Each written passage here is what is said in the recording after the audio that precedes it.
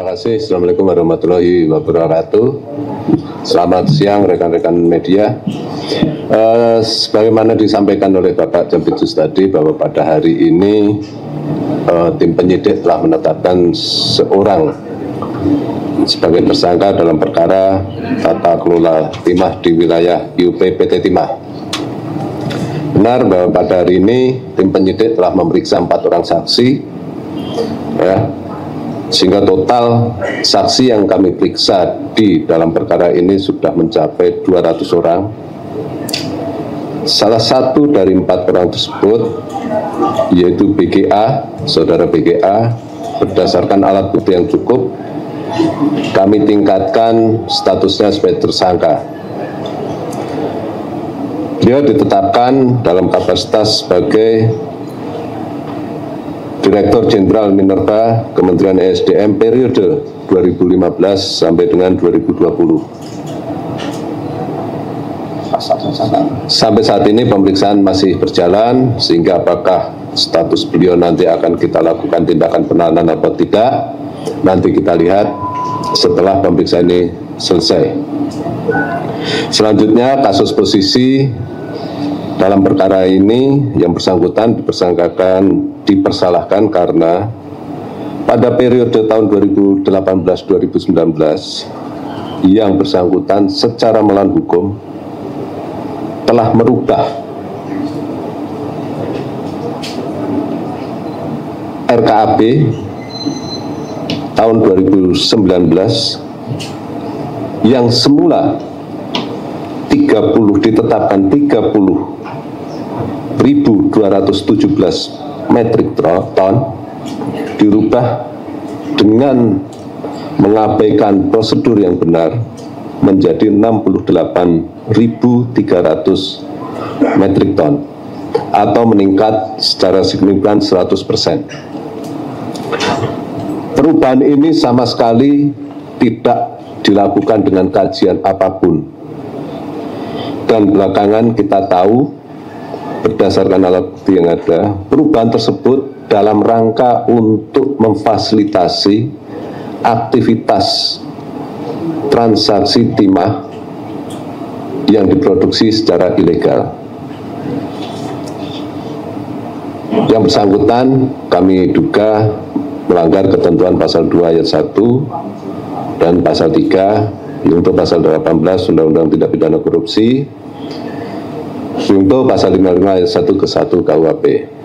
Sehingga dengan ditetapkan tersangka pada hari ini, jumlah total tersangka yang kami tetapkan seluruhnya ada 22 orang. 22. Kami koreksi tadi 23, total 22 orang. Satu diantaranya sebagai tersangka dalam perkara obstruction of justice. Ya, mungkin itu tambahan dari saya, dan mungkin kami tambahin juga nanti juga akan kami rilis perkembangan penanganan perkara tata kelola emas dalam lebur cap PT Antam. Nanti sore mungkin akan ada perkembangan yang bisa kami sampaikan. Terima kasih. Saya kira itu ya. Jadi nanti sore sudah kita kasih hari ini juga biar komplit gitu. Tapi kalau ada pertanyaan kepada Pak Dirdik silakan. Ada? Silakan.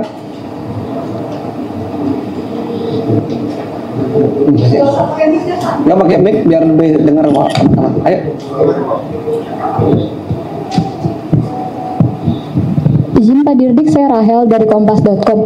Untuk tersangka TPPU dalam kasus timah ini ada berapa, dan mungkin bisa disebutkan ulang Pak siapa saja nama-namanya atau inisialnya.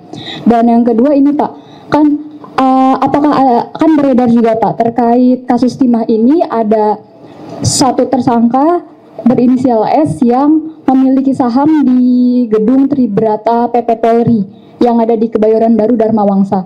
Nah, apakah ada kemungkinan bahwa gedung tersebut akan disita juga, dan hal itu juga yang menjadikan pemicu adanya isu kuntit-menguntit terhadap Jampitsus? Terima kasih Pak. Isu lagi nih. Ayo Pak Dirdik. Terima kasih. Terkait dengan tersangka TPPU telah kami tetapkan 6 orang tersangka, inisialnya yaitu saudara HLN, manajer PT GSE, saudara tersangka HM, terus saudara tersangka SG, komisaris PT SIP, saudara TMN alias AN selaku beneficiary owner CV SIP, saudara S selaku direktur PT RBT, dan saudara RI selaku direktur utama PT SBS. Terkait dengan kepemilikan saham dan sebagainya, kami belum bisa menjawab. Seluruh kegiatan penelusuran aset sedang kami lakukan dan sedang kami pelajari. Kalau toh ketemu, tetap harus kita pelajari apakah sumber uangnya terkait dengan aktivitas tindak pidana yang sedang kami tangani atau tidak. Itu sebabnya tadi disampaikan dalam perkara tersangka HM kita juga harus hati-hati, karena kita juga harus menelusuri ya sumber-sumber keuangannya. Tindak pidana yang sedang kami tangani adalah tindak pidana terkait dengan tata kelola timah di wilayah IUP PT Timah, sehingga ruang lingkup kami dalam penelusuran harus terkait dengan hal-hal seperti itu ya. Terima kasih. Saya kira itu ya. Ayo kamu kiri kanan. Saya kasih lagi 2 pertanyaan aja. Habis ini lagi 1 pertanyaan. Silakan. Pakai mic.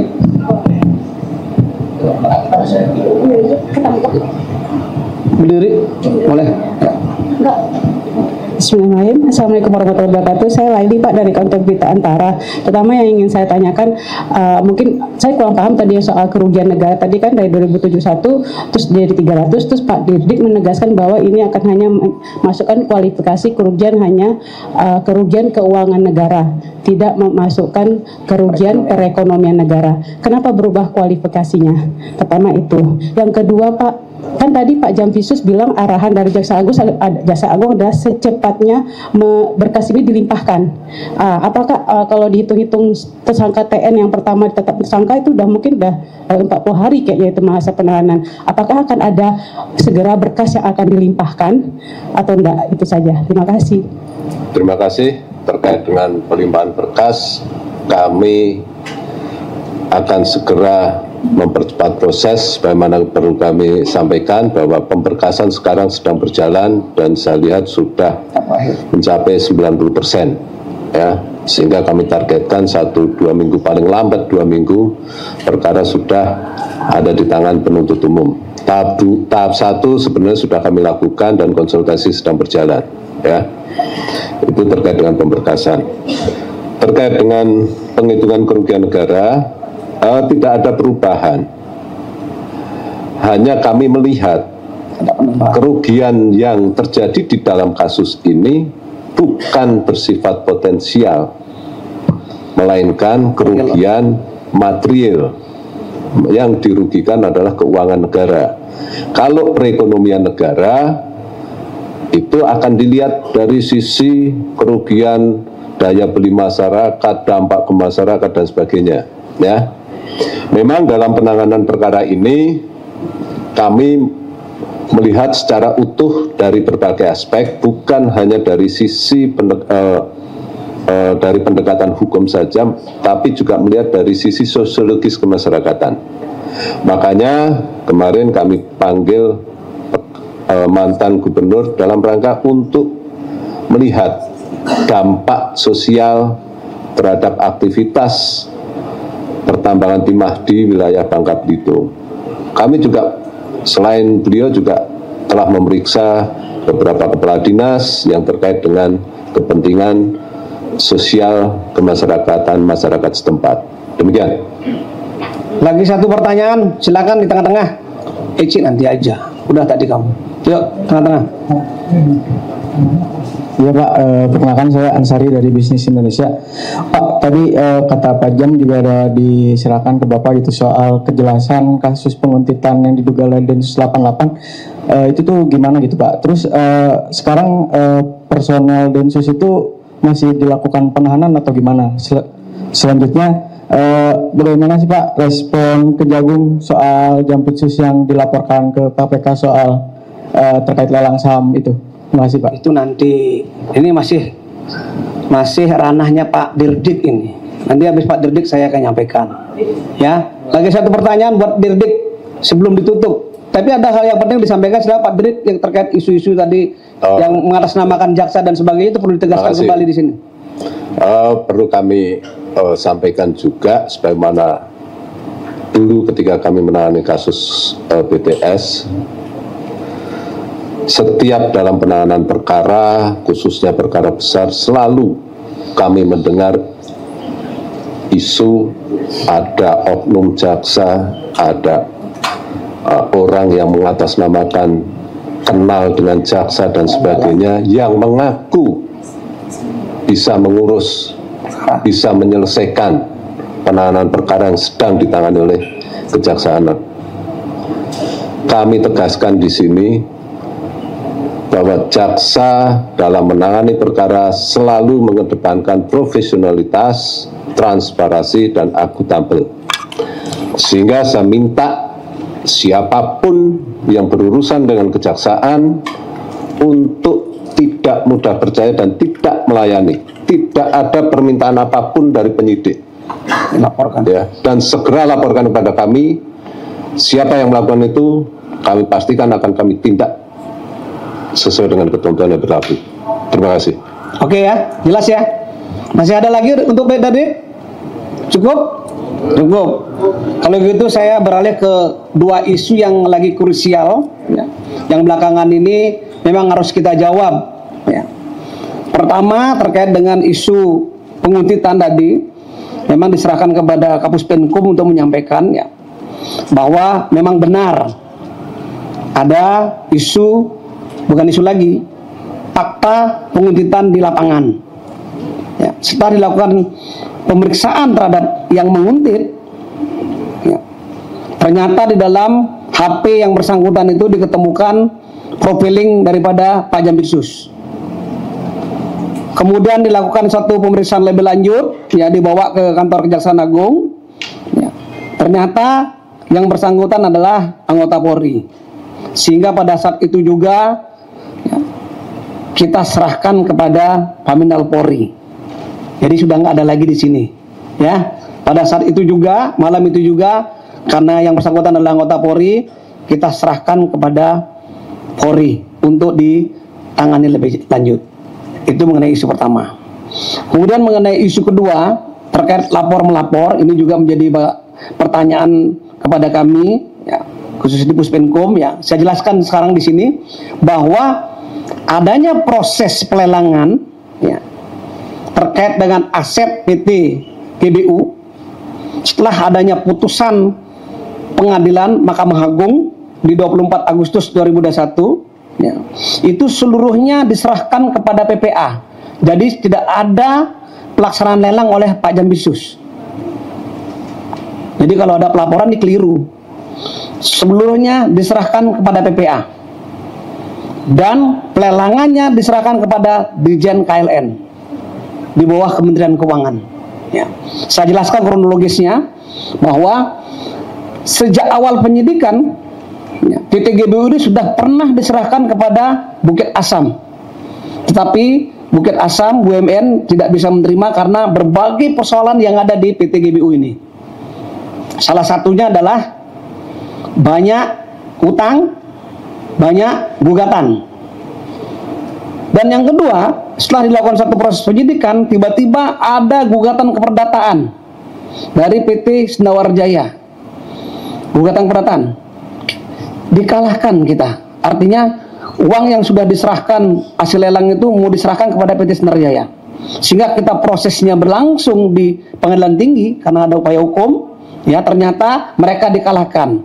Kita langsung melakukan satu proses penelitian terhadap berkas perkara yang diajukan dalam proses keperdataan.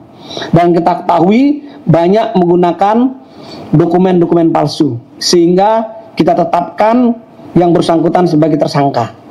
Ya, atas nama Thomas yang saat ini sudah prosesnya sudah di persidangan. Ya. Kemudian saya jelaskan juga proses lelangnya. Ya. bahwa proses pelelangan PT GBU ini dilakukan penilaian oleh 3 appraisal. Pertama, yaitu terkait dengan aset atau bangunan alat berat yang melekat di PT GBU ya, dengan nilai kurang lebih 9 miliar. Kemudian ada juga perhitungan oleh appraisal yang kedua terkait dengan PT GBU dengan nilai 3,4 triliun. Dari hasil 2 tadi dilakukan satu proses pelelangan pertama, tetapi satu pun tidak ada yang menawar. Jadi kalau dibilang ada kerugian 9 triliun, di mana kerugian 9 triliunnya? 3,4 triliun yang kita tawarkan, tidak ada yang menawar ditambah dengan 9 miliar. Yang laku cuma yang 9 miliar. Karena tidak ada yang menawar, maka dibuka proses pelelangan kedua. Ya, dengan melakukan suatu appraisal. Yang kedua, ternyata nilainya mengalami fluktuasi karena nilai sahamnya dipengaruhi oleh harga batubara pada saat itu. Sehingga kita memperoleh nilai 1,9 triliun.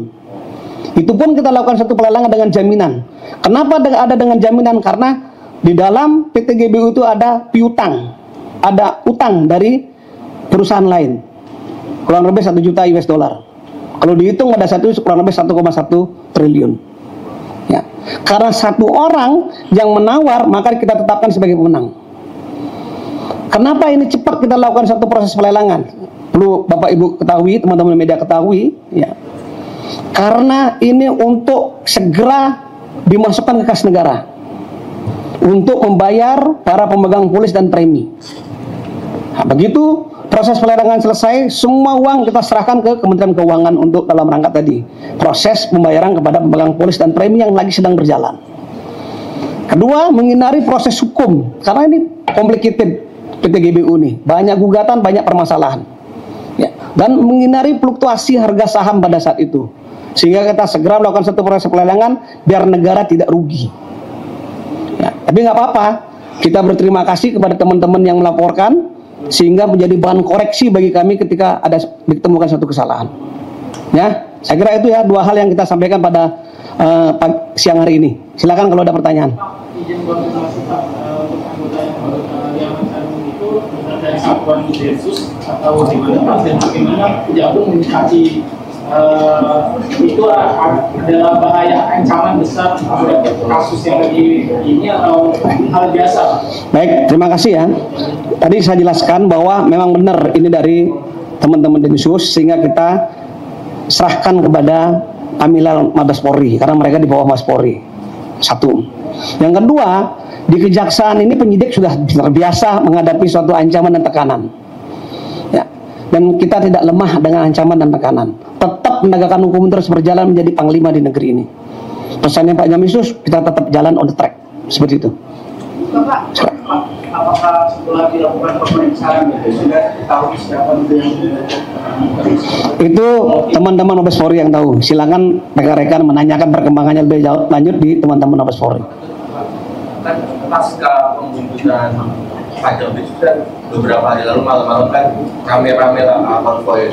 Nah, apakah itu diketahui ada memiliki keterkaitan antara dengan kegiatan yang mau kita itu dan termasuk apakah itu yang saat anggota itu diamankan apakah itu memiliki semua keterkaitan dengan konvoy polisi? Ya, itu rangkaian semuanya ya sudah dilaporkan kepada pimpinan. Pimpinan sudah menyelesaikannya dengan baik. Ya, para pimpinan Kapolri, Pak Kapolri dan Pak Jaksa Agung sudah ketemu.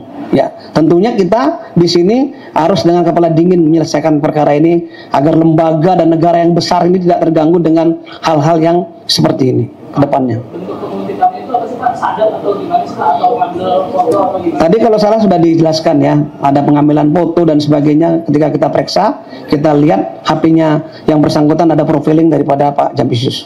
Pak, ini penguntitan itu yang hal yang serius Pak. Ini kan apalagi kan ada isu operasi singkat Jambisius. Bagaimana Pak Kejaksaan menilai?